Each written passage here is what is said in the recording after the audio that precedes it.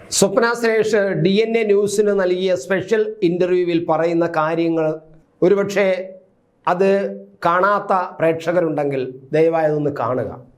ഞെട്ടിപ്പോവും. നമ്മുടെ നാട്ടിൽ നമ്മുടെ നാട് ഭരിക്കുന്ന ഭരണകൂടം എത്രമാത്രം ഒരു മാഫിയ സംഘമാണ്. പണമുണ്ടാക്കാൻ ഈ അധികാരം, ഈ കസേര പണമുണ്ടാക്കാൻ, സ്വന്തം കുടുംബത്തിനും തനിക്കും തൻ്റെ വേണ്ടപ്പെട്ടവർക്കും പണമുണ്ടാക്കാൻ അധികാരത്തെ എങ്ങനെ ഉപയോഗിച്ചിരിക്കുന്നു എന്ന് നമ്മൾ ഞെട്ടിപ്പോകും. സ്വപ്ന പറയുന്നതെല്ലാം ശരിയാണോ, ദേവവാക്യമാണോ എന്ന് ചിലപ്പോൾ സഹാക്കൾ ചോദിച്ചേക്കാം. പക്ഷേ ആണ്. കാരണം സ്വപ്ന ഇത്രയൊക്കെ പറഞ്ഞിട്ടും സ്വപ്നയ്ക്കെതിരെ കുറേ കേസുകൾ എടുക്കുന്നതല്ലാതെ അത് പറഞ്ഞത് തെറ്റാണ് എന്ന് പറയാൻ, ജനങ്ങളുടെ മുന്നിൽ വന്ന് പറയാൻ ഇതുവരെയും ഈ നേതാക്കളോ ഈ പറയുന്ന നേതാവ് തയ്യാറായിട്ടില്ല. നമ്പർ 1 എന്ന് പറയുന്ന നേതാവ് ഇതെല്ലാം അറിഞ്ഞുകൊണ്ട് വളരെ കാര്യമായിട്ട് ആസൂത്രണം ചെയ്യുന്നു എന്നാണ് സ്വപ്ന പറഞ്ഞത്. അവർക്ക് സ്പേസ് പാർക്കിൽ അവർക്ക് ജോലി ഉണ്ടായിരുന്നു. ആ ജോലി, അവരുടെ ശമ്പളം എന്ന് പറയുന്നത് 3.25 ലക്ഷത്തിലധികം രൂപയാണ് ശമ്പളം. പക്ഷേ ആ 3.25 ലക്ഷത്തിലധികം രൂപ ശമ്പളം അവിടെ നിശ്ചയിച്ച് ആ തുക എല്ലാ മാസവും സ്പേസ് പാർക്ക് ഫണ്ടിൽ നിന്നും മാറി വരും. പക്ഷേ തനിക്ക് കിട്ടിയിരുന്ന വെറും 1,70,000 രൂപയാണ് എൻ്റെ കയ്യിൽ ശമ്പളം കിട്ടുന്നത്. ബാക്കി തുക വീണ വിജയൻ്റെ അക്കൗണ്ടിലേക്കാണ് പോയിക്കൊണ്ടിരുന്നതെന്ന് അവർ വ്യക്തമായി പറയുന്നു. എന്തേ നിഷേധിക്കാത്തത്? അവർ പറയുന്നത്, നമ്മുടെ ഇൻ്റർവ്യൂവിൽ പറയുന്നത്, ഓൺ റെക്കോർഡിലാണ് ഞാൻ ഈ പറയുന്നത്, ഓഫ് റെക്കോർഡിലല്ല. ഞാൻ ഓൺ റെക്കോർഡിൽ ഇത് പറയുകയാണ് എന്ന് പറയുമ്പോൾ അവർക്ക് അത്രമാത്രം അതിൽ ശരിയെന്നുള്ളതുകൊണ്ടാണ്. മാത്രമല്ല, ഈ ബിരിയാണി ചെമ്പിനെ കുറിച്ച് പറയുന്നത്, ബിരിയാണി ചെമ്പ് നമ്മൾ പറഞ്ഞെങ്കിൽ പോലും അതൊരു നീണ്ട പാത്രമാണ്. ബിരിയാണി ഇങ്ങനെ അടച്ച് നിറച്ച് കൊണ്ടുവരുന്ന വലിയൊരു നീണ്ട പാത്രമാണ്. വലിയ ഒരു കെറ്റിനൊക്കെ നമ്മൾ പറയില്ലേ, അതുപോലത്തെ. അതിനകത്ത് സാധാരണ ഒരു കുറച്ച് പേർക്ക് കഴിക്കാനുള്ള ബിരിയാണി ഒക്കെ എത്ര വെയിറ്റ് വരുമെന്ന് അറിയാമല്ലോ. അതിനേക്കാൾ എത്രയോ ഇരട്ടി വെയിറ്റാണ് ആ ബിരിയാണി പാത്രത്തിന്, കൊണ്ടുപോകുന്ന പാത്രത്തിനുണ്ടത്.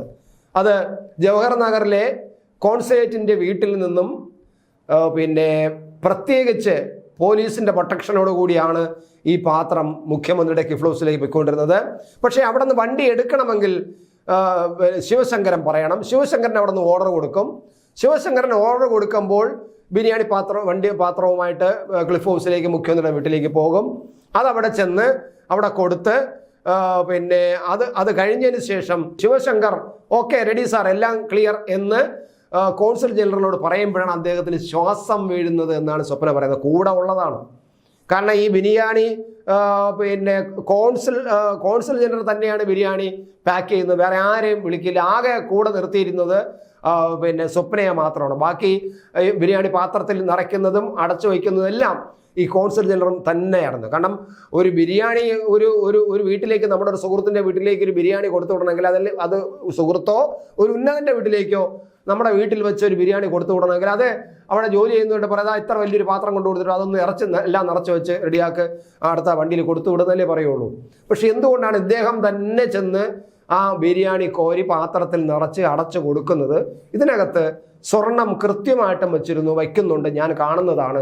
ആ സ്വർണം വെയിറ്റ് ആ പാത്രം എടുക്കുമ്പോൾ തന്നെ അറിയാം. ബിരിയാണി ചോറിൻ്റെ വെയിറ്റ് അല്ല, അതിൻ്റെ ഇരട്ടിയാണ് ആ പാത്രത്തിനുള്ളത്. ഞാനും കൂടെ എടുത്തുകൊണ്ട് വച്ചിട്ടുള്ളതാണ്, ഞാനും കൂടെ പാക്ക് ചെയ്യാൻ നിന്നതാണ് എന്ന് സ്വപ്ന സുരേഷ്. ഈ സ്വർണം ക്ലിഫ് ഹൗസിലേക്കാണ് പോയതെന്നും പറയുന്നു. ആരാണ് ഈ ക്ലിഫ് ഹൗസിൽ ഈ സ്വർണം വാങ്ങിച്ച് ബിരിയാണി പാത്രത്തോടൊപ്പം എടുക്കുന്നത്?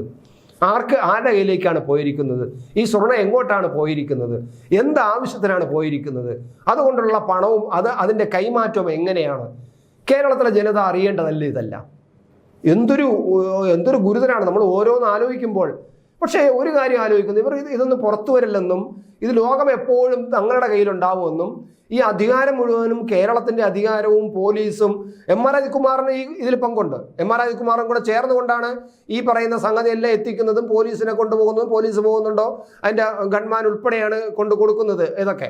അപ്പോൾ ഇതിൻ്റെ എല്ലാം ഒരു കോക്കസ്, വല്ലാത്തൊരു കോക്കസ്. പണ്ട് നമ്മൾ രാജാക്കന്മാരുടെ വലിയ ഏകാധിപതികളായ രാജാക്കന്മാരുടെ കാലത്ത് നടന്നതായിട്ടൊക്കെ നമ്മൾ പഠിച്ചിട്ടുണ്ട്. സോവിയറ്റ് യൂണിയനിലൊക്കെ അങ്ങനെ നടന്നിട്ടുള്ളതായിട്ടും സാർ ചക്രവർത്തിയുടെ കാലത്ത് അവിടെ നടന്നിട്ടുള്ളതും ഫ്രഞ്ച് വിപ്ലവകാലത്ത് ഫ്രഞ്ചിൽ നടന്നിട്ടുള്ളതൊക്കെ നമ്മളിങ്ങനെ പഠിച്ചിട്ടുണ്ട്. പക്ഷേ കേരളത്തിൽ, ഈ ജനാധിപത്യ രാജ്യത്ത്, ഈ ഒരു ആധുനിക കാലത്ത്, ഇത്രയധികം സൗകര്യങ്ങളുള്ള ഒരു കാലത്ത് ഒരു ഭരണാധികാരി ഇങ്ങനെ കാര്യങ്ങൾ സ്വന്തം കുടുംബത്തിൻ്റെ ഐശ്വര്യത്തിനും പണം സമ്പാദനത്തിനും വേണ്ടി ജനങ്ങൾ നൽകിയ അധികാരത്തെ ഇത്രയധികം അവരുടെ സ്വന്തം ആവശ്യത്തിന് ഉപയോഗിക്കുന്നു എന്ന് പറഞ്ഞാൽ കേരളത്തിലെ ജനങ്ങൾ എന്തൊരു പൊട്ടന്മാരാണ്. എന്തായാലും ഇത് നാളെ പുറത്തു വരും. എന്നും ഇവർ അധികാരത്തിലിരിക്കില്ലല്ലോ. സാധാരണ നമ്മൾ കണ്ടിട്ടുള്ളതാണ്. അത് സ്റ്റാലിൻ്റെ കാലത്ത് നടന്ന കാര്യങ്ങളെല്ലാം സ്റ്റാലിൻ്റെ കാലം കഴിഞ്ഞതിന് ശേഷമാണ് അതെല്ലാം വാരി വലിച്ചിട്ട് പുറത്തിട്ട് നമ്മൾ കണ്ടത്. അതുപോലെ ഓരോരുത്തർക്കും ഒരു കാലമുണ്ട്. ആ കാലം കഴിയുമ്പോഴേക്കും ഇതെല്ലാം പുറത്തു വരും. അപ്പോഴേക്കും ഈ പാർട്ടിക്ക് എങ്ങനെ ഇവിടെ നിലനിൽക്കാൻ പറ്റും എന്നത് സഖാക്കൾ നിശ്ചയിച്ചാൽ മതി.